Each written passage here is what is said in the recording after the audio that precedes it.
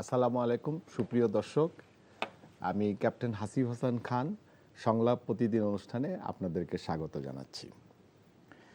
বাংলাদেশ এখন একটি তাৎপর্যপূর্ণ এবং কৌশলগত কূটনৈতিক পথ ধরে এগিয়ে যাচ্ছে।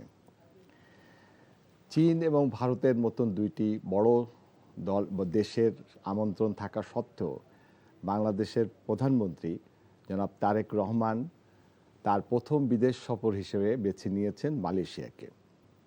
এদিকে আমরা দেখছি সীমান্ত জুড়ে চলছে উত্তেজনা এবং আমাদের প্রধানমন্ত্রী তারেক রহমানের তথ্য উপদেষ্টা 2 ঘন্টা স্ট্রাগল করে তিনি দেশে ফিরে এসেছেন। তুরস্কের পররাষ্ট্রমন্ত্রী সম্প্রতি বাংলাদেশ সফর করেছেন। তিনি রোহিঙ্গা ক্যাম্প পরিদর্শন করেছেন এবং প্রধানমন্ত্রী তারেক রহমানের সাথে দেখা করেছেন। বাংলাদেশ প্রথম এই পররাষ্ট্র নীতিটা ধীরে ধীরে স্পষ্ট হচ্ছে। বিষয়টি আরও ভালো করে বুঝবার জন্য আমরা আজকে স্টুডিওতে আমন্ত্রণ জানিয়েছি বাংলাদেশের 2 জন অত্যন্ত গুণী ব্যক্তিকে। আমার সাথে রয়েছেন সাবেক রাষ্ট্রদূত, বাংলাদেশ এন্টারপ্রাইজ ইনস্টিটিউশনের সভাপতি জনাব এম হুমায়ুন কবির, এবং আরও রয়েছেন বাংলাদেশের বহুল প্রচারিত সংবাদপত্র প্রথম আলোর রিপোর্টার জনাব রাহিদ এজাজ। ধন্যবাদ। আপনাদের 2 জনকেই স্যার এনটিভিতে স্বাগত জানাচ্ছি। ধন্যবাদ স্যার, প্রথম প্রশ্নটা আপনাদের দিয়েই শুরু করি। আমাদের এর আগে আমরা দেখেছি যে বিগত বছরগুলোতে যে আমাদের রাষ্ট্রপ্রধানরা সাধারণত প্রথম বিদেশ সফরে যেতেন হয় দিল্লি, না হলে বেইজিং, না হলে সৌদি আরব। কিন্তু এবার 2টা বড় দেশ, পরাশক্তি দেশ, তারা আমাদেরকে আমন্ত্রণ জানিয়েছেন। তারপরও আমরা সেই দেশ 2টিকে পাশে রেখে আমরা প্রথম সফরে যাচ্ছি মালয়েশিয়াকে। আপনি একজন সিনিয়র ডিপ্লোমেট, আপনি ডিপ্লোমেসি এবং জিও পলিটিক্সের আসপেক্টে আপনি এটিকে কীভাবে এক্সপ্লেন করতে চান স্যার? ধন্যবাদ আপনাকে। আমি দুইভাবে এটাকে দেখতে চাই। একটা হচ্ছে যে আমার অভ্যন্তরীণ প্রয়োজন। তার কারণ হচ্ছে যে কোনো দেশ তার পররাষ্ট্রনীতি পরিচালনা করে তার প্রয়োজনের স্বার্থে, যার সাথে যেই দেশের সাথে যেরকম সম্পর্ক বজায় রাখা দরকার সেভাবেই যাই আমরা। আর বিশেষ করে যখন আমরা এখন বাংলাদেশ ফার্স্ট যে কথাটা বলছি, জি, সে কথাটা যদি একটু ভেতরে যাই তাহলে কথাটার মূল কথা হচ্ছে যে আমার স্বার্থের কথা বিবেচনা করে আমি আমার যারা বন্ধুরা আছে, সহযোগীরা আছে, অংশীদার আছে, তাদের সাথে আমরা কাজ করব। তো এটা হচ্ছে একটা আমাদের আপনি বলতে পারেন মৌলিক একটা অবস্থান বা চিন্তার সূত্র। দ্বিতীয় যে জায়গাটা আছে সেটা হলো যে আমার প্রয়োজনটা কি। এই মুহূর্তে আমার কাছে মনে হয় যে বাংলাদেশের জন্যে 2টা প্রয়োজন খুব জরুরি। একটা হচ্ছে যে আমার অর্থনৈতিক স্থিতিশীলতা এবং অর্থনীতিকে পুনরুদ্ধার করা। এটা কিন্তু বাংলাদেশের জন্য এই মুহূর্তে খুবই গুরুত্বপূর্ণ একটা বিষয়। কারণ অর্থনৈতিক স্থিতিশীলতা এবং যদি আপনার সামনে যাবার শক্তি না থাকে তাহলে কিন্তু আমার জাতীয়ভাবেই কিন্তু আমি দুর্বল হয়ে যাই। তো কাজেই সেই শক্তির ক্ষেত্রে আমাকে কোন দেশ সহায়তা করতে পারে সেটাকে আমরা বিবেচনা রাখতে হবে। আমার প্রায়োরিটি কিন্তু হচ্ছে আমার অর্থনীতিটাকে স্থিতিশীল করা এবং গতিশীল করা, 2টো কাজ। তো এই বিবেচনাটা 1 নাম্বার বিবেচনা থাকবে। 2 নাম্বার বিবেচনা হচ্ছে আমি যদি এবার একটু 24 উত্তর জায়গায় যাই, 24 উত্তর জায়গায় কিন্তু কর্মসংস্থান একটা বিরাট বাংলাদেশের প্রয়োজন। কারণ তরুণ প্রজন্ম রাস্তায় নেমেছিলেন, বড় রাজনৈতিক পরিবর্তন হয়েছে, কিন্তু তার ভেতরকার কথাটা যদি আমরা দেখি তাহলে দেখব যে তরুণ প্রজন্মের তাদের জীবন জীবিকা নিয়েই কিন্তু আন্দোলনটা শুরু হয়েছিল এবং প্রতি বছর 20 লাখ নতুন তরুণ কর্মসংস্থানের জগতে ঢোকে। তাদের কিন্তু অবস্থাটা এখন বাংলাদেশেও ভালো না, দক্ষিণ এশিয়া, পুরো দক্ষিণ এশিয়ারই অবস্থা খুব চেহারা খুব ভালো না এই বিষয়ে। তো কাজেই আমার কর্মসংস্থানের জন্য আমাকে বেশি মনোযোগী হতে হবে। এখন এই 2টো জায়গাতে আমি কোথায় সমর্থন পেতে পারি, কোন বন্ধু আমাকে এই কাজে সহায়তা করতে পারে, আমার ধারণা সেই বিবেচনার ভিত্তিতে, মানে আবেগ নয়, বাস্তবতা। এক্স্যাক্টলি। আর থার্ড পয়েন্ট যেটা আছে বলবো, সেটা আমার ব্যক্তিগত ধারণা। আমরা বুঝতে পারছি যে এখন এখানে আমাদের দ্বিপাক্ষিক না ত্রিপাক্ষিক কম্পিটিশন আছে। চীন আছে, ভারত আছে, মার্কিন যুক্তরাষ্ট্র আছে, ইউরোপিয়ান ইউনিয়ন আছে, কিন্তু তাদের 4মুখী প্রতিদ্বন্দ্বিতা আছে। আমার ধারণা, হয়তো সরকার এটা চিন্তা করে দেখেছেন, যে আমি এই কম্পিটিশনের মধ্যে ঢুকতে চাই না। Let me start with A with one country, যেটার এই ফ্রেমের বাইরে। তাহলে যেটা হবে, আমি এই ফ্রেমের বাইরে গিয়ে আমি আমার যাত্রাটা শুরু করতে পারি, তারপরে আমার যেটুকু প্রয়োজনের ভিত্তিতে আমি সেটা জেনারেল জিয়া স্যার প্রথমে গিয়েছিলেন নেপালে, তারপরে স্যার এক্স্যাক্টলি। সো কাজেই আমার ধারণা এই কম্পিটিশন থেকে আমরা কম্পিটিশন না ঢুকে তার বাইরে থেকে আমরা শুরু করলাম। তারপরে চীনে যাওয়ার কথা আছে প্রধানমন্ত্রী, চীনে যাওয়া, চীনের সাথে আমার ধারণা যতই আমরা আলাপ আলোচনা করি, আমার পার্সোনাল রিডিং হচ্ছে the focus would be economic support. কারণ আমরা এই মুহূর্তে চীন ছাড়া অন্য কোনো দেশ আমাদেরকে, আমাদের এই অর্থনীতিকে চাঙ্গা করা, কর্মসংস্থান তৈরি করা, এই কাজে, এই দুটো কাজে অন্য কোনো দেশ এই মুহূর্তে আমাদের সহায়তা করতে পারে না, চীন যেটা আমাদের পারে। কাজে সেই বিবেচনা মাথায় রেখেই হয়তো রাহিদ এজাজ আপনার কাছে আসতে চাই। আমি একই প্রশ্ন আপনাকে করতে চাই যে বিহাইন্ড দ্য সিন বলে একটা শব্দ থাকে, পর্দার আড়ালে।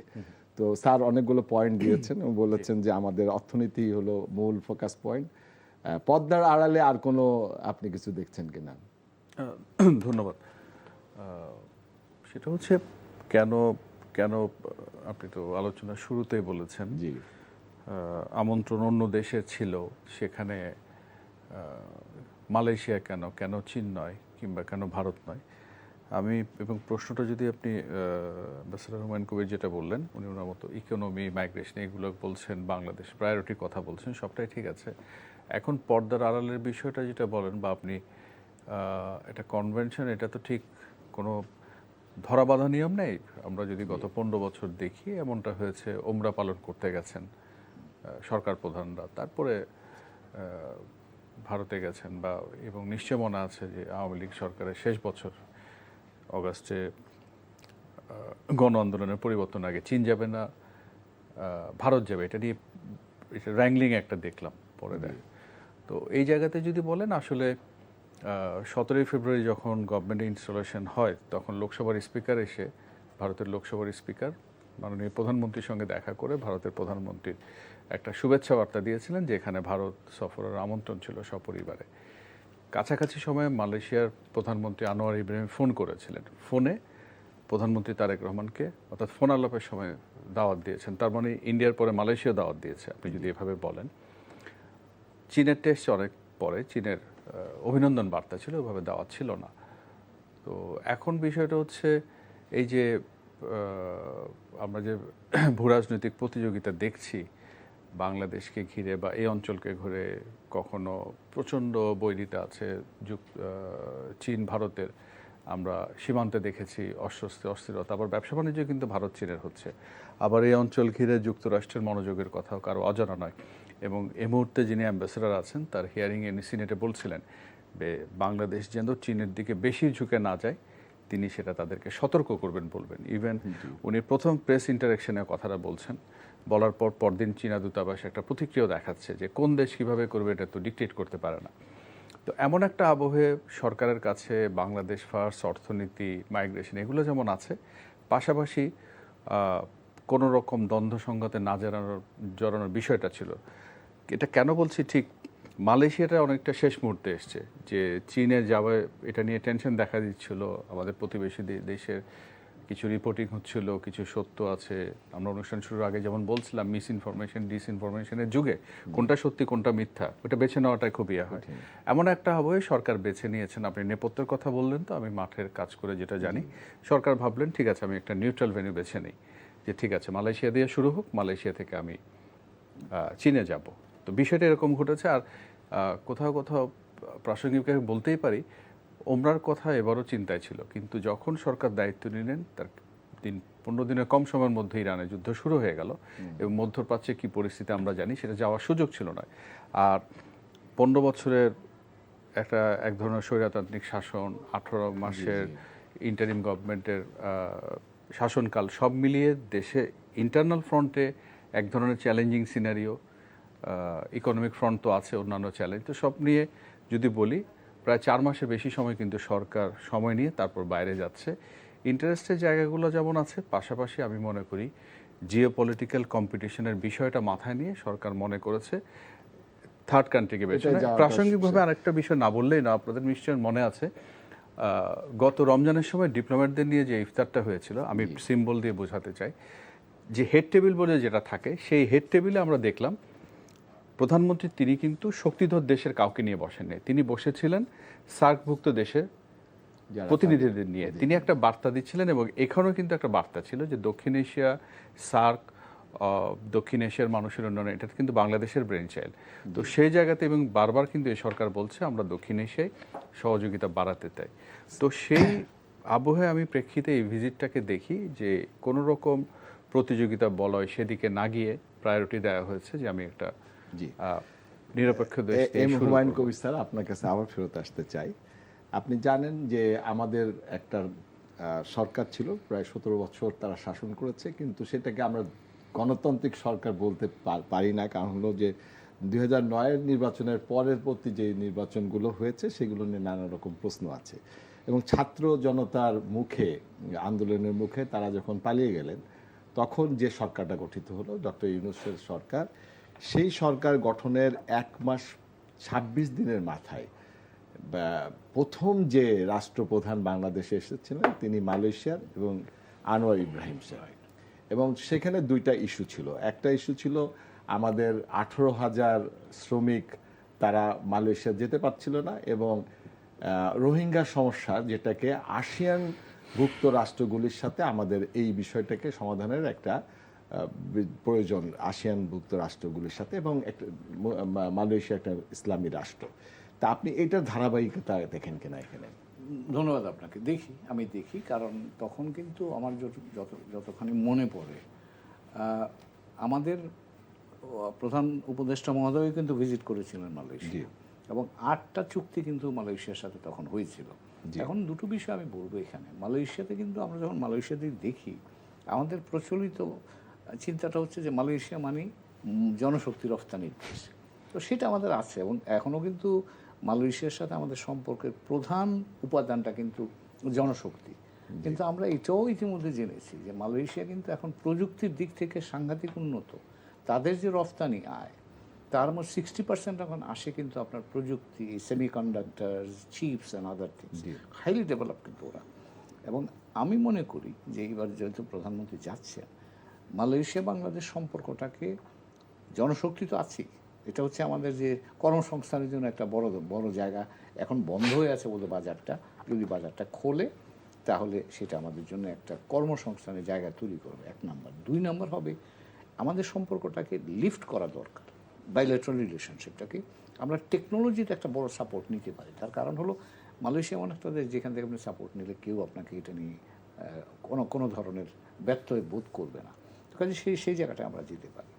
আর থার্ড এরিয়াটা যেটা আমি মনে করি, যেটা আপনি বলছেন রোহিঙ্গা ইস্যু, তখন মালয়েশিয়া আসিয়ানের চেয়ারম্যান ছিল।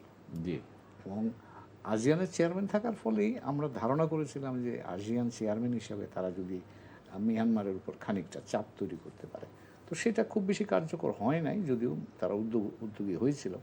এখন আসিয়ানের চেয়ারম্যান অন্য দেশ, কিন্তু তারপরেও আসিয়ানের একটা গুরুত্বপূর্ণ ভূমিকা কিন্তু এখনও আছে। এবং মিয়ানমারে কিন্তু সাম্প্রতিককালে কিছু রাজনৈতিক পরিবর্তন হয়েছে।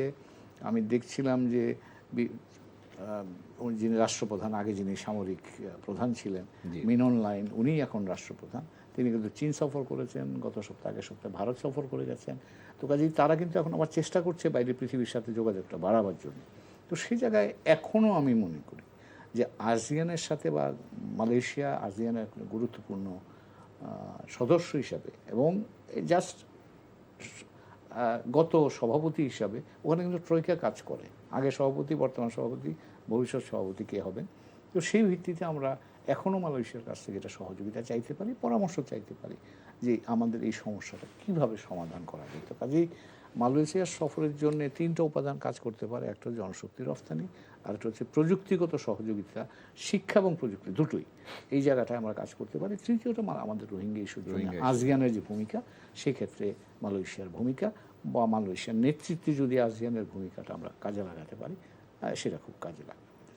রাহিদ এজাজ, আপনার কাছে আবার ফেরত আসি। আমরা 17 বছর আগে যখন আমাদের প্রতিবেশী ভারতের সাথে আমাদের সম্পর্কটা বলা হতো কেমন, তখন আমাদের পররাষ্ট্রমন্ত্রী বলেছিলেন যে এটা স্বামী স্ত্রী সম্পর্ক।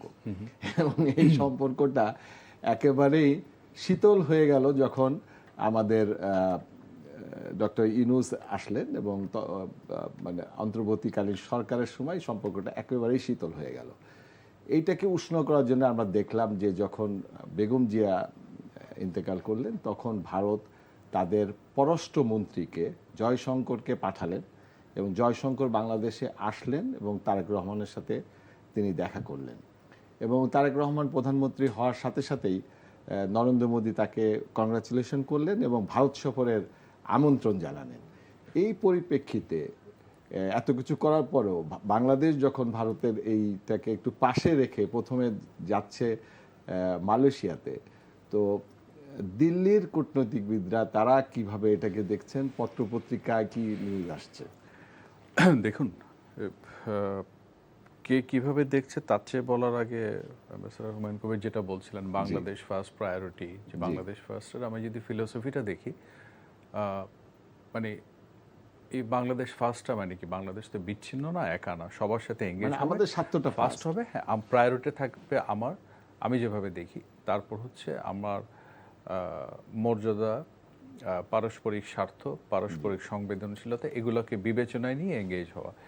তো আমরা দুজনেই আলোচনার শুরুতে যেটা বলছিলাম, কেন মালয়েশিয়া, কেন চায়না, কেন ভারত নয়, এখন কিভাবে দেখছে তার আগে আমার মনে হয় আমাদের একটু পেছন ফিরে যাওয়া উচিত, মানে ঘটনা পরম্পরায় বুঝলে।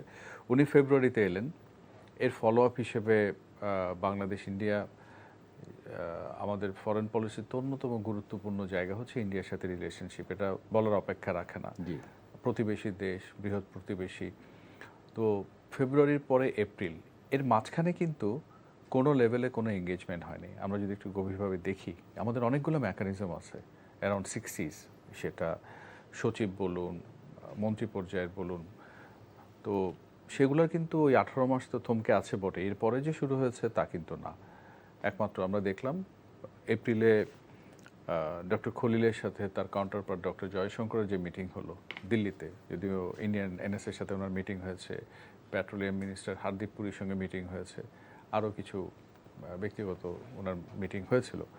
তো এই যে ফেব্রুয়ারি থেকে এপ্রিল গিয়ে একটা মিটিং হলো, এরপরে প্রত্যেকটা কাজের তো একটা ফলো আপ দরকার হয়, সেই ফলো আপ কিন্তু আমরা দেখিনি ভারতের তরফ থেকে। বরঞ্চ এপ্রিলের পর মে মাসে যেটা দেখলাম, পশ্চিমবঙ্গের রাজ্য বিধানসভা নির্বাচনকে ঘিরে রাজনৈতিক যে উত্তাপটা ছড়ালো রাজনীতির মাঠে, এবং কখনো কখনো আসামের হেমন্ত বিশ্ব শর্মা, তিনি বরাবরই বাংলাদেশ নিয়ে যে রেটরিকগুলো বলেন, খুবই আপত্তিকর মন্তব্য, সেগুলো চললো। এসআইআর হলো, ক্ষমতার পালাবদল ঘটলো, এবং আমাদের হয়তো আমরা আশায় ছিলাম যে না, এটা রাজনৈতিক বক্তৃতা, মেঠো বক্তৃতা, কিন্তু দেখা গেল ক্ষমতার পালাবদলের পর পুশিন নিয়ে যারা যেটা বলছিল, ডিটেক্ট, ডিলিট, ডিপোর্টেশন, সে জায়গায় খুব ধাক্কা দিতে। ভাই, আমরা ভারতের সাথে সম্পর্ক নিয়ে আমরা আবার ফিরবো। স্যার, আমরা একটা বিরতিতে যাব, তার আগে একটা প্রশ্নে যেতে চাই, যেটা বাংলাদেশ নিয়ে আমরা আলোচনা করব পরে। কিন্তু আমাদের পৃথিবীর যে সমস্যাটা ছিল, যে ইরান এবং আমেরিকার যে যুদ্ধটা, এটা স্যার একটা সমাধান হয়েছে, আপনি জানেন যেটা, এই বিষয়টা একটু স্যার আপনার কাছে শুনতে চাই। এটা খুবই একটা ভালো, গতকালই সই হয়েছে দুই দেশের রাষ্ট্রপ্রধান, প্রেসিডেন্ট ট্রাম্প এবং ইরানিয়ান প্রেসিডেন্ট, দুজন সই করেছে। আমার বিবেচনায় এবং আমার ধারণায় এটার পৃথিবীর সব দেশই মোটামুটি স্বাগত জানিয়েছে। G7 মিটিং যেটা হয়ে গেল, সেখানেও তারাও স্বাগত জানিয়েছে। আর মোটা দাগে এটা সাম্প্রতিককালে যে মধ্যপ্রাচ্যের ধ্বংসযজ্ঞ আমরা দেখেছি, তার থেকে বেরিয়ে আসবার একটা রাস্তা তৈরি হয়েছে। সেই জন্য আমরা এটাকে ইতিবাচকভাবে দেখতে পারি। আর খুব সহজে যদি বলি, বাংলাদেশ কিন্তু ক্ষতিগ্রস্ত হচ্ছিলাম আমরা, তেল, গ্যাস, সার, এগুলোর বা অন্যান্য পেট্রোকেমিক্যাল প্রোডাক্টস আসা নিয়ে আমাদের যে সমস্যাটা ছিল, অর্থনীতির উপর চাপ তৈরি করছিল।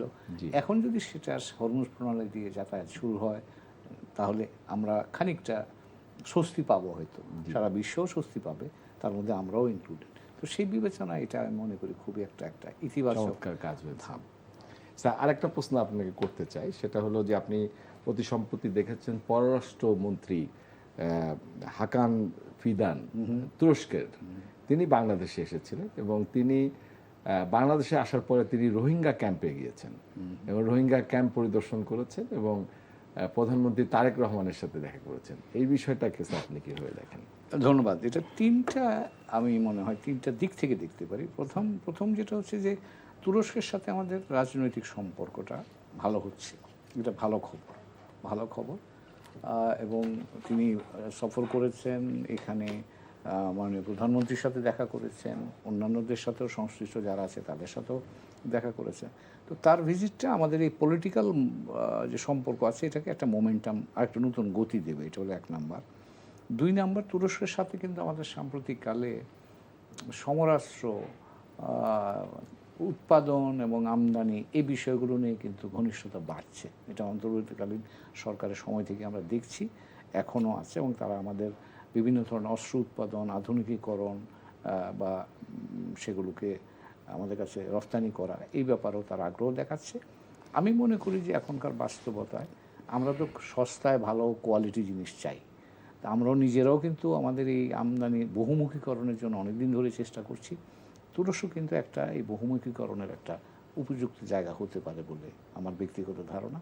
আর তৃতীয় যে বিষয়টা সেটা হচ্ছে রোহিঙ্গাদের সাথে কিন্তু তুরস্ক অনেক দিন ধরেই জড়িত।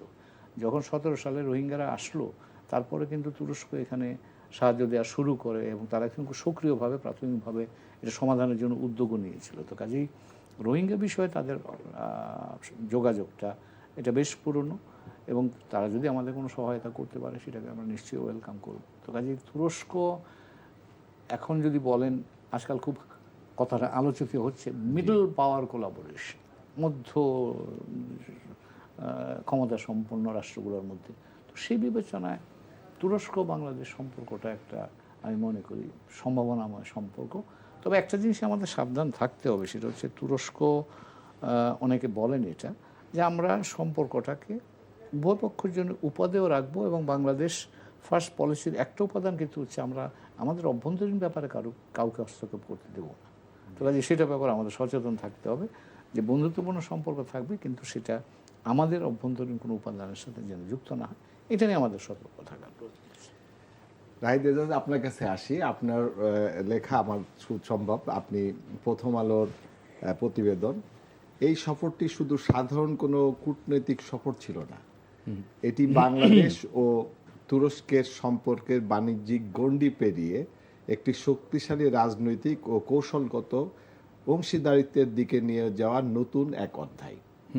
এই কথাটা আপনি একটু বিশ্লেষণ করে আমাদের দর্শকদের যদি। জি, ধন্যবাদ। একটু আগে হুমায়ুন ভাই যেটা বলছিলেন যে একটু সতর্ক থাকা, সাবধান থাকা, এবং আমি যদি ওই জায়গায় ফিরে যাই যে তুরস্কের পররাষ্ট্রমন্ত্রীর সফরকে খুব পররাষ্ট্রমন্ত্রীর মানে অপটিক দিয়ে না দেখায় বোধহয় ভালো, কারণ ব্যক্তিটা তো ফ্যাক্টর।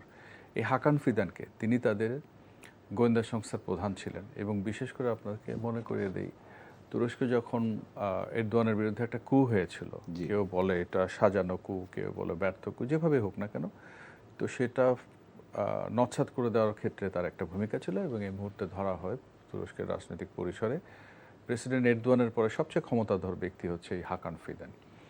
এবং উনি যেমনটা বলছিলেন, তুরস্কের সাথে গত 5 বছরে আমাদের এঙ্গেজমেন্ট বেড়েছে পার্টিকুলারলি 2টা জায়গায়। একটা হচ্ছে ডিফেন্স প্রকিউরমেন্ট, জয়েন্ট কোঅপারেশনের কথা বলা হচ্ছে, ইনভেস্টমেন্টের বলা হচ্ছে, কিন্তু সেখানে কিছু লিগ্যাল নিটিগিটি আছে, সেগুলো সর্ট আউট না করলে যতটা জানি সেটা হবে না, কিন্তু কেনাকাটার বিষয়টা চলছে। আমরা বাইরাক্টার ড্রোন, যেটা রাশিয়া ইউক্রেন ওয়ারের কারণে বিখ্যাত, সেই বাইরাক্টার ড্রোন কিনেছি, এবং গোটা দুনিয়ায় বাইরাক্টার আলোচিত, এবং আরও বেশ কিছু প্রকিউরমেন্ট হয়েছে। তো হাকান ফিদান এখানে আসার একটা, আমি যতটা জানতাম, গত মার্চে যখন ডক্টর খলিল ইসলাম আঙ্কারে ওনার সাথে মিটিং করেন, তারা আমাদের সঙ্গে একটা আমব্রেলা ডিফেন্স ফ্রেমওয়ার্ক এগ্রিমেন্ট নিয়ে কথা বলছিল, সেটা সাইন করার জন্য আসবেন। তো সেটা সাইন করার আগে কিন্তু উনি চলে আসছেন, এবং ওনার আশাটা কিন্তু জাতিসংঘের সাধারণ পরিষদের নির্বাচনে বাংলাদেশের পররাষ্ট্রমন্ত্রী বিজয় হওয়ার 3 দিনের মাথায় ঘটলো, খুব শর্ট নোটিস হয়েছে।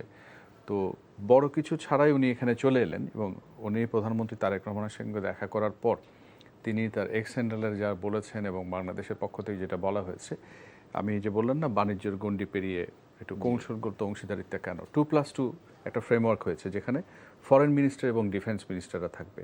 মাত্র 4টা দেশের সাথে তুরস্ক এটা করেছে, বাংলাদেশ এখানে যুক্ত হয়েছে। তার মানে রিলেশনশিপে যে এলিভেশনের কথা বলছেন সেটার একটা ইঙ্গিত এখানে পাচ্ছি। 2 নম্বর হচ্ছে ফরেন মিনিস্ট্রি লেভেলে যে অ্যানুয়াল মিটিংটা হয়, সেটা গোটা দুনিয়া জুড়ে ফরেন সেক্রেটারি হয়, সেটাকে উনি ফরেন মিনিস্টার লেভেলে এলিভেট করার সিদ্ধান্ত হয়েছে।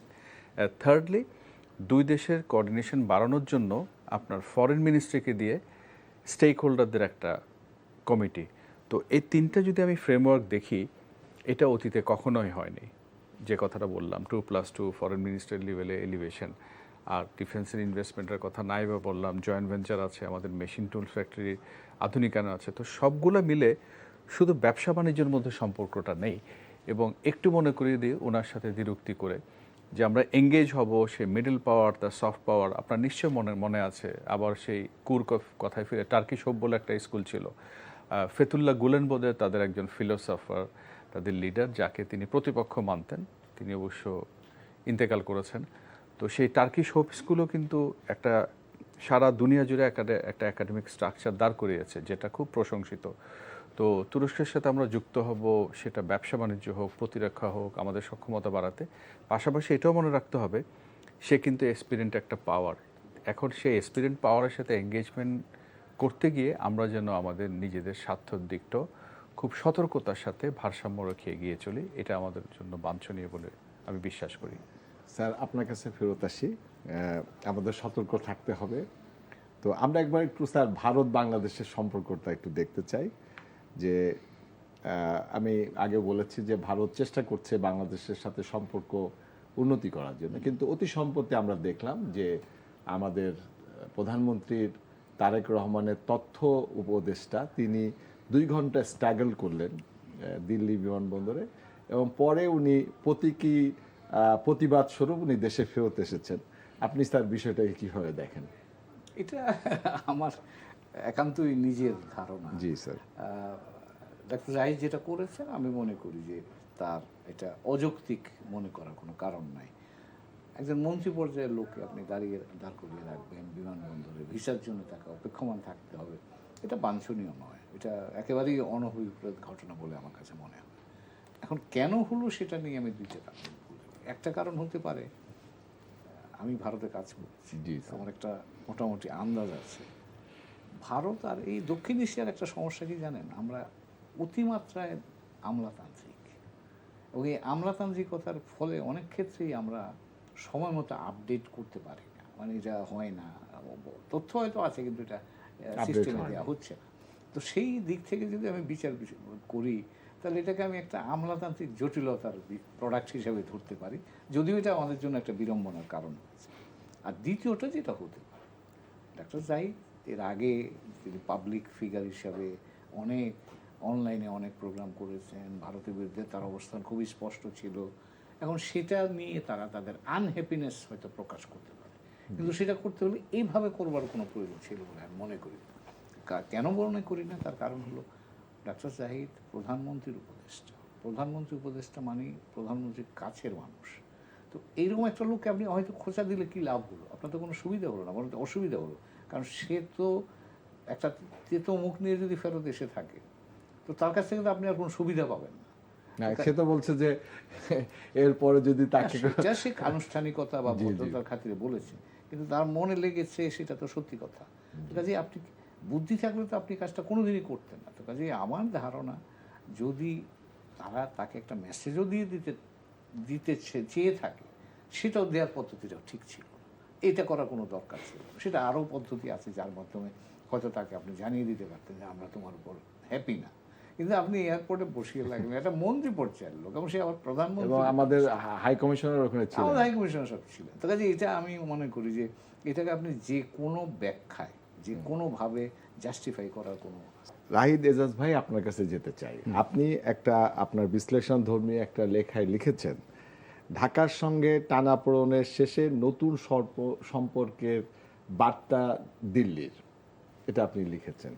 কিন্তু আমরা দেখছি যে সীমান্ত জুড়ে উত্তেজনা পুরসীন, এবং আপনি শুনলেন যে আমাদের তথ্য উপদেষ্টা দিল্লি বিমানবন্দর থেকে স্ট্রাগল করে ফেরত আসলেন। জি দেখুন, আপনি আমার যে লেখার রেফারেন্সটা দিলেন, সেটা আমি মে মাসে একটা ডেলিগেশনের পার্ট হয়ে দিল্লি গেছিলাম। তো সেই সময় ভারতের পররাষ্ট্র সচিব বিক্রম মিশ্রি ওই ডেলিগেশনের সাথে মত বিনিময় করেছিলেন। এবং এর বাইরে ঢাকায় আপনার মনে থাকার কথা, পঙ্কজ শরণ নামে একজন হাই কমিশনার ছিলেন, যিনি পরবর্তীতে রাশিয়ায় তাদের অ্যাম্বাসেডর, এবং সবশেষে ছিলেন উনি তাদের ডেপুটি ন্যাশনাল অ্যাডভাইজার। তো এই দুটা মত বিনিময় থেকে আমার যা পাওয়া সেই মূল্যায়নের করে আমার সেই বিশ্লেষণটা লেখা হয়েছিল। তো মূল মেসেজটা ছিল, আমি একটু আগে বলছিলাম বিরতির আগে, দুদেশের মধ্যে যে মেকানিজমগুলো আছে, আপনি সম্পর্ক 18 মাসের তিক্ততার পর্ব পেরিয়ে নতুনভাবে ইতিবাচক পথে নিতে চান, তো সেটা তো রাতারাতি হুট করে তলানিতে গেছে একটানে উঠাতে পারবেন না, ধাপে ধাপে নিতে হবে। এবং ওই লেখার প্রতিপাদ্য ছিল তাই যে এই এঙ্গেজমেন্টের যে জায়গাগুলো, যেটা বাংলাদেশ বলছে ওটার সাথে তারা একমত। এবং আপনার নিশ্চয়ই মনে থাকার কথা, ইন্ডিয়া গত বছরের মাঝামাঝি থেকে প্রায় নিয়মিতভাবেই বলছিল যে নির্বাচিত সরকার এলে সম্পর্কের উন্নয়ন হবে। এবং আমি বিরতির আগে আলোচনায় বলছিলাম, আপনি ফেব্রুয়ারিতে লোকসভার স্পিকারকে পাঠালেন, এপ্রিলে পররাষ্ট্রমন্ত্রী গেলেন, একটা ডেলিগেশন গেলো। এবং আমাদের এই ভিজিটের যেদিন ওনার সঙ্গে আমাদের ইন্টারাকশন হচ্ছিল, সেদিনে কিন্তু পশ্চিমবঙ্গের বিধানসভা নির্বাচনের ফল ঘোষণা হলো। সেখানে প্রশ্নটা করেছিলাম যে আপনি বলছেন এটা পলিটিশিয়ান তারা দেখেন, আপনারা জিনিসটাকে এভাবে দেখছেন না, কিন্তু আমরা তো এটা হেমন্ত বিশ্ব শর্মা কিংবা শুভেন্দু অধিকারীর মতো বিজেপির নেতারা, মুখ্যমন্ত্রী যখন দায়িত্বে বসেন এসব কথাবার্তা বলেন, তখন তো আমাদের মনে প্রশ্ন জাগে যে সম্পর্কটা নতুন অধ্যায়ের দিকে নিতে আপনারা আসলে আন্তরিক কিনা। এবং মে থেকে শুরু করে আজকে জুনের 18 তারিখ আমরা যখন আলোচনা করছি, পুশিনের চেষ্টা, জিরো লাইনের কাছে মানুষ আটকে থেকে মানবতার জীবনযাপন, আপনি 1-2 দিন আগেই দেখেছেন হিউম্যান রাইটস ওয়াচ লন্ডন থেকে একটা রিপোর্ট পাবলিশ করেছে, যেখানে তারা এটা ইন্টারন্যাশনাল হিউম্যান রাইটস এবং হিউম্যানিটেরিয়ান যত ল আছে, মেকানিজম আছে, তার ব্যত্যয়। এটা তার দুই দেশের মধ্যে সীমিত নেই। কারণ আপনি বলছেন পুশিনটা করছেন আপনার অভ্যন্তরীণ আইনে, আপনার সীমারেখার মধ্যে যখন আছে সেটা অভ্যন্তরীণ আইন, কিন্তু আপনার সীমা পেরিয়ে যখন অন্য দেশের সঙ্গে করবেন, সেটা তার অভ্যন্তরীণ আইনে আপনি করার সুযোগ নেই। সেটা আন্তর্জাতিক আইন বা অন্য দেশের সঙ্গে সম্পর্কের মেকানিজম ফলো করে করতে হবে।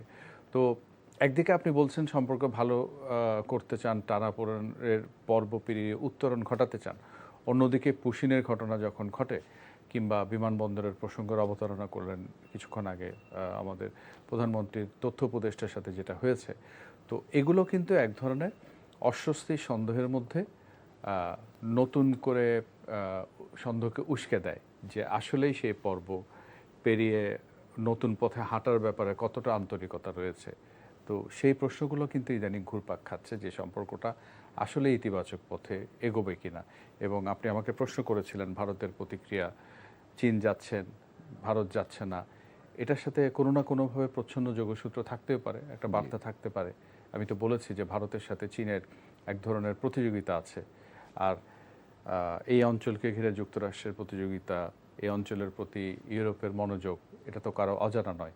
আর 180 কোটি মানে 18 কোটি মানুষের দেশের একটা বাজার, উদীয়মান একটা অর্থনৈতিক শক্তি, সেখানে যদি কারো নজর থাকে এবং ভৌগোলিক যে অবস্থান, এটা তো অস্বাভাবিক কিছু নয়। স্যার, হুমায়ুন কবির স্যার, আমাদের আপনি শুনলেন যে রাহিদ এজাজ দুইটা কথা বলেছেন। একটা হলো যে নির্বাচিত সরকার আসলে সম্পর্ক উন্নতি হবে, একটা কথা। দ্বিতীয় কথা বলা হয়েছে যে এই পুশিন যেটা, এটার আন্তর্জাতিক লটা কি স্যার?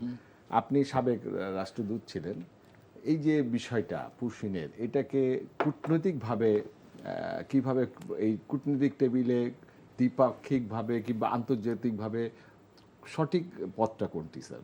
ধন্যবাদ। ধন্যবাদ। যেটা বললেন আপনি, রাহিদ যে কথাটা বলল তার কথা সূত্র ধরেই যাই।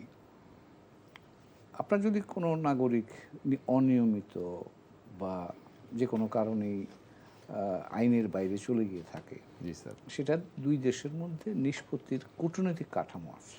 যেমন ধরুন একজন গিয়ে ভারতে ওভারস্টে করলো, তো যে দেশের নাগরিক হোক, ভারত সরকার তখন সেই দেশের দূতাবাসকে ইনফর্ম করবে যে তোমার দেশে একজন নাগরিক এখানে বেআইনিভাবে অবস্থান করছে। তখন সেই দেশ তার অভ্যন্তরীণ কাঠামোর মাধ্যমে এটা ভেরিফাই করে, যদি সেই দেশের নাগরিক হয় তাহলে কনফার্ম করবে, বলবে যে হ্যাঁ আমি তার ভেরিফাই করেছি, তার তথ্য উৎপাত্ত, আমরা তাকে নিয়ে নিচ্ছি। তখন আপনি একটা মেকানিজম হয়, আপনি তাকে একটা পাসপোর্ট বা আমরা যে বলি ট্রাভেল পারমিট দিয়ে দিই। তার যদি পাসপোর্ট থাকে ভালো, না থাকলে ট্রাভেল পারমিট দিয়ে সে ওটা দিয়ে বাংলাদেশে ফেরত আসে। এটা প্রতিষ্ঠিত কাঠামো। এবং দিল্লি কিন্তু বারবার অনেকবার এই কথাটা বলছে যে আমরা বাংলাদেশকে 2800 মানুষের তালিকা দিয়েছি, তারা বাংলাদেশ সেটা ভেরিফাই করে দ্রুত আমাদের কাছে দিক। এটাই কিন্তু প্রতিষ্ঠিত কাঠামো, এটাই হওয়া উচিত। কিন্তু পশ্চিমবঙ্গ যে কাজটা এখন করছে সেটা হচ্ছে অ্যাডমিনিস্ট্রেশন, ওইটা একটা কূটনৈতিক কাঠামোর বাইরে গিয়ে করছে। তাদের মনে হয়েছে যে লোকগুলো ধরে বর্ডারে নিয়ে আসো, তারপর ঠেলা দিয়ে ভেতরে ঢুকিয়ে দাও। এটা কিন্তু কূটনৈতিক কাঠামোর বাইরে হচ্ছে কাজটা। তো কাজেই তাদের যদি বক্তব্য থাকে, সেখানে যদি যুক্তিসঙ্গত তথ্যপত্র থাকে, সেটা কূটনৈতিক কাঠামোর মাধ্যমে বাংলাদেশকে দিলে বাংলাদেশ তখন সেটা ভেরিফাই করে তথ্যপত্র যাচাই বাছাই করে তাদের কাছে জবাব দিতে পারে। তো কাজে এই পদ্ধতিটাই সারা বিশ্বব্যাপী প্রচলিত। আর হিউম্যান রাইটস ওয়াচ যে কথাটা বলেছে, ডিউ প্রসেস অফ ল, আপনি একটা মানুষকে কখনোই তাকে বিপদগ্রস্ত করতে পারেন না তাকে আইনি প্রক্রিয়ার মাধ্যমে সুযোগ না দিয়ে। এদের তো কোনো সুযোগ দেওয়া হচ্ছে না। আপনার সন্দেহ হচ্ছে এই লোকগুলো বাংলাদেশি, ধরে এনে আপনি সীমান্তে এনে পুশিন করছেন। বাংলাদেশ দিক থেকে খুব স্বাভাবিকভাবেই বাংলাদেশ এটা প্রতিহত করছে, কারণ লোকগুলো যাবে কোথায়? এই জায়গায় একটা একটা মানবিক সংকট তৈরি হচ্ছে। তারা একজন মা বলছেন যে আর 2 দিন পরে আমার বাচ্চাটা মারা যাবে, আমরা মরে গেলে সমস্যা নাই, বাচ্চা দুটোকে একটু বাঁচান। কারণ 3 দিন ধরে খালি আকাশের নিচে না খেয়ে তারা নো ম্যানস ল্যান্ডে শুয়ে রয়েছেন। ওই পাশে বন্দুক হাতে বিএসএফ, এই পাশে বন্দুক হাতে আমরা বিজেপি। স্যার, না, এটা একটা মানবিক সংকট। এবং এটা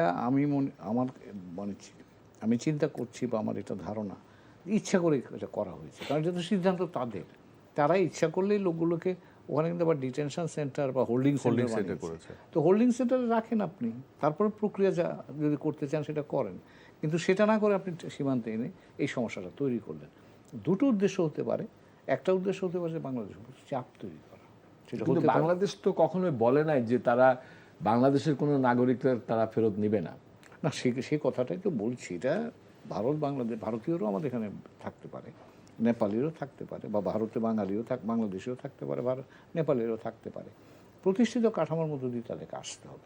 সেটা আসেনি বলেই হিউম্যান রাইটস ওয়াচ এখন প্রশ্ন তুলেছে। এবং হিউম্যান রাইটস ওয়াচ প্রশ্ন তোলাটা মানে কিন্তু এটা গ্লোবালাইজ, সারা পৃথিবীর মানুষ এখন শুনছে যে ভারত এই কাজটা করছে। উদ্দেশ্য আমি জানি না এটা কি পশ্চিমবঙ্গের অতি উৎসাহী রাজনীতির ফসল, নেতিবাচক ফসল, নাকি তারা বাংলাদেশে একটা মেসেজ দিতে চায়। তো যেটাই হোক, এটা একটা সংকট তৈরি হয়েছে, আমার কাছে অপ্রয়োজনীয় মনে হয়। এবং এই মানবিক সংকট তৈরি করাটা পশ্চিমবঙ্গের জন্য যেমন কোনো কল্যাণ করবে না, ভারতের জন্য কল্যাণ আনবে না। আমি মনে করি আমাদের জন্য কিন্তু এটা ভালো হচ্ছে না। কারণ ভারত প্রতিবেশী হিসেবে আমাদের যুক্ত থাকতে হবে মর্যাদা এবং আমি বলবো সাম্যের ভিত্তিতে। কিন্তু সেটা করতে গিয়ে তারা যে কাজগুলো করছে, এই কাজগুলো আমরা গ্রহণ করছি না, সেটা তো বিজিবি দেখাচ্ছে, ওই এলাকার মানুষও দেখাচ্ছে। কাজে ভারতের জন্য এটা কিন্তু মেসেজ একটা আছে যে বাংলাদেশে তুমি যা খুশি বা যেভাবে তুমি চাও এইভাবে যে গ্রহণ করবে মানুষ, সেটা কিন্তু মানুষ এখনো করবে না। রাহিদ এজাজ, আপনি জানেন যে আমাদের পররাষ্ট্রমন্ত্রী বলেছেন যে ভারত বা অন্য কোনো রাষ্ট্রই হোক, আমরা আর অপেক্ষা করব না। তিস্তা পাড়ের মানুষদের এটা জীবন মরণ সমস্যা, সুতরাং আমরা তিস্তা প্রকল্প এগিয়ে নিয়েই যাব। আপনি কিভাবে দেখেন বিষয়টাকে? হ্যাঁ, দেখুন, এই যে তিস্তা প্রকল্প নিয়ে আপনি যখন আলোচনা করছেন যে সফর নিয়ে তাদের প্রতিক্রিয়া আছে কিনা, আমি যদি বলি সাম্প্রতিক, বিশেষ করে হুমায়ুন ভাইয়ের মনে থাকার কথা, কোভিডের সময় যখন লকডাউন সবাইকে অবাক করে দিয়ে ভারতের তখনকার পররাষ্ট্র সচিব হরসিংলা, তাদের ইউজুয়ালি তারা ফ্লাই করেন স্পেশাল ফ্লাইটে, সে ফ্লাই করে এসেছিলেন এবং সেখানে অন্তত তাদের গণমাধ্যম খুব ফলো করে যে তিস্তা প্রকল্প নিয়ে কথা বলছিল। এবং তিস্তা প্রকল্পটা আজ থেকে 5-6 বছর ধরে আলোচনা হচ্ছে, প্রস্তাব পাল্টা প্রস্তাব, সর্বশেষ ইন্টারিম গভর্নমেন্টের আমলে বাংলাদেশের পক্ষ থেকে একটা ফিনান্সিয়াল প্যাকেজের কথা অ্যাপ্রোচ করা হয়েছে। এবং সবচেয়ে বড় কথা হচ্ছে আজকালকার দিনে আমরা যখন মিস ইনফরমেশন বা ডিসইনফরমেশন নিয়ে কথা বলি, কাজ করি, এটা নিয়ে অনেকের অনেক রকম কথাবার্তা হচ্ছে। এবং আপনি যেটা বলছেন, পররাষ্ট্রমন্ত্রী যেটা উদ্ধৃত করে যে আমরা বসে থাকবো না, তাদের দিকে যাব। এখন আমি যতটা জানি বা জেনেছি, সংশ্লিষ্ট যারা কাজটা করছেন, তিস্তার যে প্রজেক্টটা প্রপোজাল দেওয়া হয়েছে সেখানে রিজার্ভার নিয়ে কিছু প্রশ্ন আছে, রিজার্ভারটা কি প্রপার কিনা। তো আপনি যখন এই ধরনের অনেকগুলো বিষয় আছে, একটা হচ্ছে তিস্তা হচ্ছে অভিন্ন নদী, আমার প্রতিবেশীর সাথে যে 54টা নদী, সেখানে তিস্তা একটা নদী। কাজেই শেখ হাসিনা যখন দিল্লি ঘুরে আসছিলেন 24-এ বেইজিং যাওয়ার আগে, তখন কিন্তু বলেছিলেন যে আমরা চীন না, একসময় উনি বলেছিলেন চীনের কাছ থেকে সহযোগিতা নেবেন, আবার সেই ট্যুরে গিয়ে বলা হলো আমরা ভারতের সহযোগিতা নেব। এবং সম্প্রতি আমাদের দিল্লি ট্যুরের সময় ভারতের পররাষ্ট্র সচিব বলেছেন আমরা তো ইতিবাচক পথে আছি, যদি সরকার চায় তাহলে আমরা আবার এঙ্গেজ হব। তো সেখান থেকে সরে গিয়ে আবার চীনের দিকে চলে যাওয়া হলো। কিন্তু এখানে একটা একটা ডিনামিক্স হচ্ছে, এটা প্রতিবেশী ভারতের সঙ্গে যুক্ত এবং চুক্তিটা হতে হতে 2011 সালে শেষ পর্যন্ত সই হয়নি। তাহলে এখানে একটা বায়োল্যাটারাল অ্যারেঞ্জমেন্টের বিষয় কিন্তু রয়ে গেছে, থার্ড পার্টি এঙ্গেজমেন্ট হবে। Right, আমি ভাই, যতদূর জানি, আমরা- একটু খালি শেষ করে দিই, আমি যতদূর জানি এবারে এই প্রধানমন্ত্রীর ফোর্থকামিং ভিজিটে এটা নিয়ে ফিনান্সিয়াল কোনো অ্যানাউন্সমেন্ট বোধহয় হচ্ছে না। জি, হুমায়ুন কবির স্যার আপনার কাছে আসতে চাই। চীন একটি বাংলাদেশে চীনা ইকোনমিক জোন করার জন্য তারা একটা প্রস্তাব দিয়েছিলেন এবং এই প্রস্তাবটা তারা দিয়েছিলেন 2014 সালে, কিন্তু এটা আর আগাচ্ছিল না, এটা লাল ফিতার মধ্যে আটকে গিয়েছিল। 2026 সালের জুন মাসে এসে আমরা এটাকে অনুমোদন দিয়েছি। আপনি এটা কিভাবে দেখেন স্যার? আমি এটাকে ইতিবাচকভাবে দেখছি, কারণ অনেক দিন ধরে এটা কিন্তু ঝুলেছিল। চীনা প্রেসিডেন্ট শি জিনপিং এসেছিলেন 16 সালে, তখনই কিন্তু এটা নিয়ে কথাবার্তা শুরু হয়েছিল। তারপর নানান জটিলতার কারণে এটা হয়নি। গত সপ্তাহে মধ্যে 2-3 দিন আগেই বোধ হয় একনাক এটা অ্যাপ্রুভ করে দিয়েছে। আমি এটাকে ইতিবাচকভাবে দেখছি, কারণ চীনারা বাংলাদেশে বিনিয়োগ করতে চায়। কারণ হচ্ছে চীনের অনেক ইন্ডাস্ট্রি যেগুলো আপনি বলেন লো এন্ড ইন্ডাস্ট্রি, তারা কিন্তু এখনও এফিশিয়েন্ট, ওখানকার লেবার কস্টের কারণে এফিশিয়েন্ট থাকছে না, তো তারা রিলোকেট করতে চাচ্ছে। তো বাংলাদেশ ইজ ওয়ান এরিয়া যেখানে তারা আসতে চায়। বাংলাদেশে তো গ্যাস তেল নাই স্যার, না, গ্যাস তেল সবখানে লাগে, জ্বালানি না থাকলেও তো স্যার জ্বালানি ইন্ডাস্ট্রি সেটা আমরা যেটা করা যায় এখন, ধরুন তো রিনিউয়েবল এনার্জি দিয়েও তো আজকাল কাজ হচ্ছে এবং চীনারা কিন্তু অনেক স্মার্টলি করছে। তো আমার কথা হচ্ছে যে এখন যদি আপনি তাদের জন্য একটা ডেডিকেটেড এরিয়া রাখেন, তাহলে সেটা তারা নিজেদের মতো করে সাজিয়ে নিতে পারে এবং আগ্রহ আছে চীনাদের আসবার জন্য। এবং আমি যেটা ইনফরমালি শুনছি, গত 1-1.5 বছরে কিন্তু প্রচুর চীনা ছোটো ছোটো কোম্পানি কিন্তু বাংলাদেশে ইতিমধ্যে এসে গেছে। তো কাজে একটা এরিয়া যদি আপনি ডেডিকেট করে দেন, তাহলে সেটা চীনারা তাদের মতো করে নেবে। এবং এনার্জি যেটা বলছেন, চীন তো এখন রিনিউয়েবল এনার্জিতে নাম্বার 1, তাদের ইভি বলেন, এটা বলেন, ওইটা বলেন। সো তারা এখন অনেক স্মার্টলি জিনিসকে, বাংলাদেশের যেটা নাই সেটাও তারা জানে।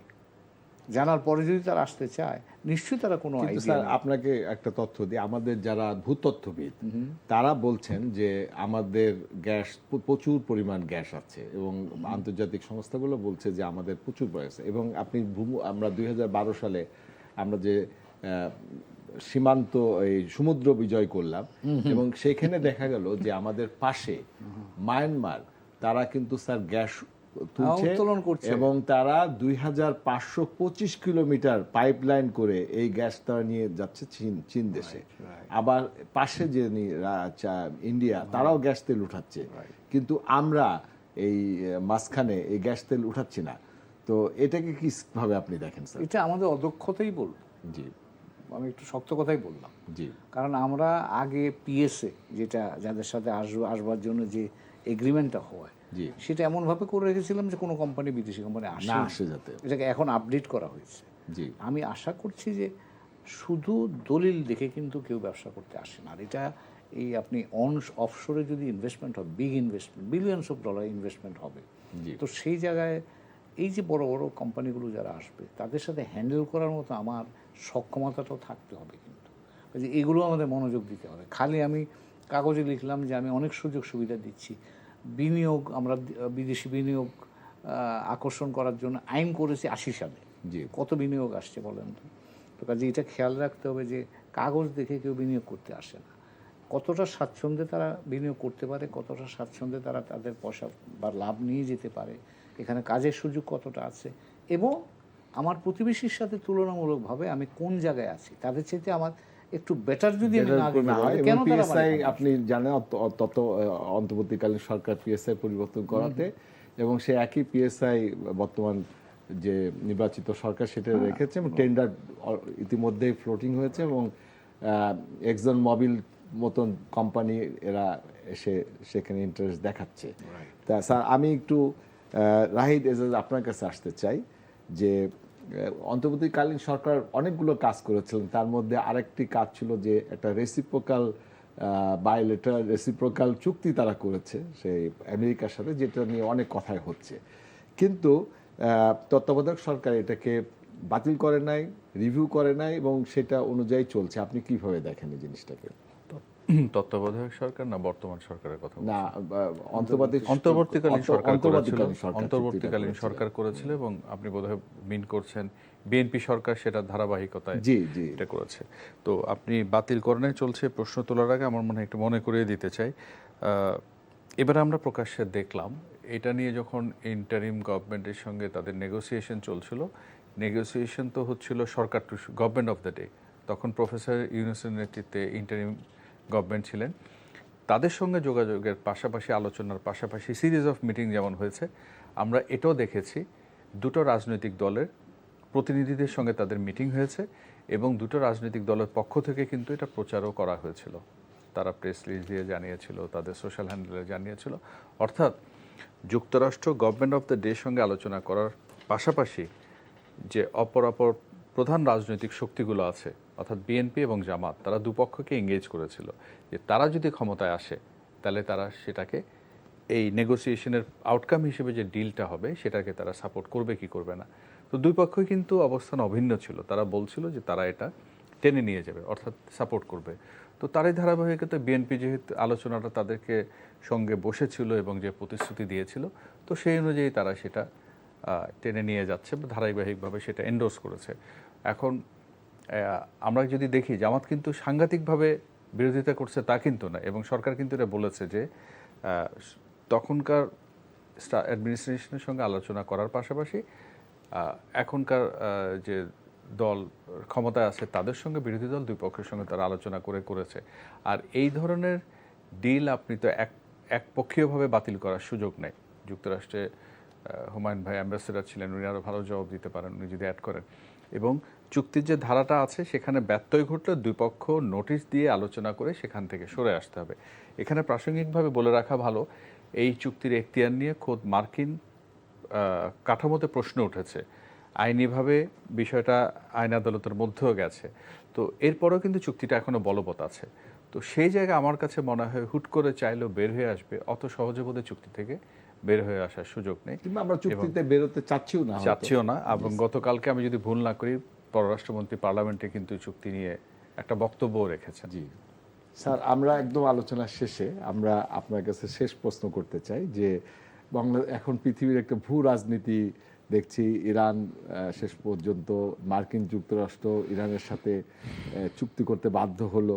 তো এরকম একটা ভূ রাজনীতিতে আমাদের দেশ চীন, রাশিয়া, মার্কিন যুক্তরাষ্ট্র, মুসলিম বিশ্ব ইত্যাদি সবার সাথে মিলে চলার জন্য আপনি কি উপদেশ দিতে চান স্যার? ধন্যবাদ আপনাকে। দুইটা কথা বলি। একটা হচ্ছে যে এখন আপনাকে এটা মনে রাখতে হবে যে বর্তমান বাস্তবতায় কিন্তু আপনার শত্রু মিত্র আর কেউ ওইভাবে আপনি নির্ধারণ করতে পারবেন না, কারণ এখন কোনো কাঠামো নাই, কোনো প্রেডিক্টেবিলিটি নাই। আপনি কে আপনার বন্ধু থাকবে আর কে শত্রু হবে এটা বোঝার উপায় নেই। ভারত মার্কিন যুক্তরাষ্ট্রের সম্পর্কটা লক্ষ্য করেন, ক্লিনটন সাহেব 2000 সালে এসে ভ্রমণ করেছেন, মার্কিন যুক্তরাষ্ট্রের সাথে ভারতের সম্পর্ক তৈরি করেছেন। 25 বছর ধরে সে সম্পর্ক চলে এসে প্রেসিডেন্ট ট্রাম্প এসে এবার সব উল্টে দিলেন। তো এখন এই শিক্ষাটা হচ্ছে যে এখন যে কোনো সময় সম্পর্ক পরিবর্তিত হতে পারে। আমার স্বার্থের কথা মনে রেখে আমার সকলের সাথেই সংযুক্ত থাকতে হবে। তার সূত্রটা কি হবে? এখানে একটা কথা বলে রাখছি, আপনার অভ্যন্তরীণ শক্তি হচ্ছে সম্পর্ক রাখার আধার। তার অর্থ হচ্ছে আপনি বাইরের পৃথিবীর সাথে সংযুক্ত থাকবেন, কার সাথে কিভাবে থাকবেন আমার প্রয়োজনের নিরিখে, সেই ব্যাপারে আপনার জাতীয় ঐক্যমত লাগবে। এটা হলো 1 নম্বর উপাদান, যেটা বাংলাদেশে নাই আনফর্চুনেটলি। আমরা কোনো এই যে বলছেন আপনি আমেরিকার সাথে যেটা টেরিফ আর্ট যেটাকে বলে এগ্রিমেন্ট অন রেসিপ্রোকাল টেরিফ, এটা নিয়েও তো আপনি পার্লামেন্টে একটা ডিসকাশন হতে পারে, একটা কনসেনসাস আপনি তৈরি করতে পারেন। কিন্তু তো স্যার প্রথমে আপনি তো তার সাথে নন ডিসক্লোজার না, এই চুক্তি এখন আর সেই নন ডিসক্লোজার এগ্রিমেন্ট নাই, এখন তো ওপেন পাবলিক, আপনি এটা আলোচনা করতে পারেন। কেন বলছি আলোচনাটা? এটা নিয়ে প্রশ্ন আছে, সমালোচনা হবে, at the end of the day আপনি আলোচনার মাধ্যমে বলতে পারেন যে ঠিক আছে, এটার এই জায়গাগুলোতে আমরা সবাই ঐক্যমত্যে থাকলাম। এটা হলে কেউ আর এটা নিয়ে কোনো প্রশ্ন তখন করবে না, যে সরকারি আসবে এটা চালু থাকবে। দ্বিতীয় যে জায়গাটা হচ্ছে, আপনি কূটনীতিটা বাংলাদেশের বাইরে আমরা করি, বাংলাদেশকে প্রতিনিধিত্ব করি, বাংলাদেশের স্বার্থকে আমরা সামনে এগিয়ে নিয়ে যাই। আপনি বাইরের পৃথিবীটা যদি বাংলাদেশ দিয়ে দেখেন, চোখ দিয়ে দেখেন, তাহলে কিন্তু আপনি সেখানে ধাঁধায় পড়ে যেতে হবে। আমাদের সমস্যা হচ্ছে আমরা বাংলাদেশে যেভাবে চিন্তা করি, আমরা ভাবি সারা পৃথিবীটাও বুঝি বাংলাদেশের মতোই। বাংলাদেশের মতনই। পৃথিবীটা যে বাংলাদেশ না, ওখানে যে আমার ভিন্ন প্রেক্ষাপটে, ভিন্ন কৌশল, ভিন্ন পদ্ধতিতে আমাকে সংযুক্ত হতে হবে, সেই ধারণাটার কিন্তু আমার এখানে ঘাটতি আছে বলে আমার মনে হয়। এবং সেই কারণেই কূটনীতিতে যে পরিমাণ বিনিয়োগ দরকার, কূটনীতিতে যে পরিমাণ প্রাধান্য দেওয়া দরকার, কূটনীতিকে যেই ধরনের রাজনৈতিক Manpower কাঠামোর দরকার। সাথে আপনাকে সংযুক্ত করা জি, স্যার। দরকার, সেটা আমরা করতে পারছি না। এটা স্যার, করা আমরা দরকার বলে আমার আজকে আলোচনা একেবারে শেষে আপনাদের দুজনকে অশেষ ধন্যবাদ এনটিভিকে সময় দেওয়ার জন্য। সুপ্রিয় দর্শক, আপনারা শুনছিলেন আমাদের দুইজন অত্যন্ত গুণী ব্যক্তি যারা আমাদেরকে বাংলাদেশ কিভাবে এগিয়ে যাবে সেই বিষয়গুলো নিয়ে কথা বলছিলেন। স্যার বলছিলেন যে আবেগ নয়, আমাদের দেখতে হবে বাস্তবতা এবং আমাদের অর্থনৈতিক স্বার্থ।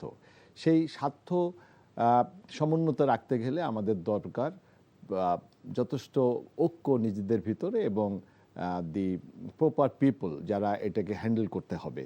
কারণ হলো যে শুধু আমরা আমাদের স্বার্থ দেখব, তারা অন্যরা কিন্তু তাদের স্বার্থ দেখবে। সুতরাং আমাদের তাদের সাথে যে স্বার্থকে রক্ষা করতে গেলে আমাদেরও ক্যাপাবল মানুষ দেখবে। সুপ্রিয় দর্শক, আমরা আজকের অনুষ্ঠান এখানে শেষ করছি। আবারও আপনাদের সাথে দেখা হবে নতুন পর্ব নিয়ে। ততদিন ভালো থাকবেন, সুস্থ থাকবেন, এনটিভির সাথেই থাকবেন। আসসালামু আলাইকুম।